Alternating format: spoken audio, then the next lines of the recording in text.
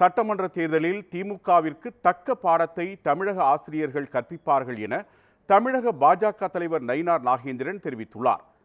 இது தொடர்பாக பதிவிட்டுள்ள அவர், சென்னையில் பணி நிரந்தரம் வழங்க கோரி போராட முயன்ற பகுதி நேர ஆசிரியர்களை கைது செய்திருப்பதோடு 3 பிரிவுகளின் கீழ் வழக்கு பதிவும் செய்துள்ள திமுக அரசின் அராஜகத்தை வன்மையாக கண்டிப்பதாக தெரிவித்துள்ளார்.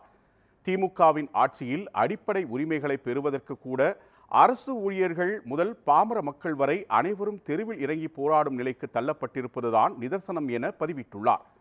கொடுத்த வாக்குறுதியை காற்றில் பறக்கவிட்டு ஆசிரியர்கள் நலனை அலட்சியப்படுத்துவதுதான் திராவிட மாடலா என கேள்வி எழுப்பியுள்ள நயினார் நாகேந்திரன், அராஜக போக்குடன் வழக்கு பதிந்து அரசு ஊழியர்களை அவமதித்து அலைக்கழிக்கும் திமுகவின் ஆணவமே அதன் அழிவுக்கு அடித்தளமிடும் என தெரிவித்துள்ளார்.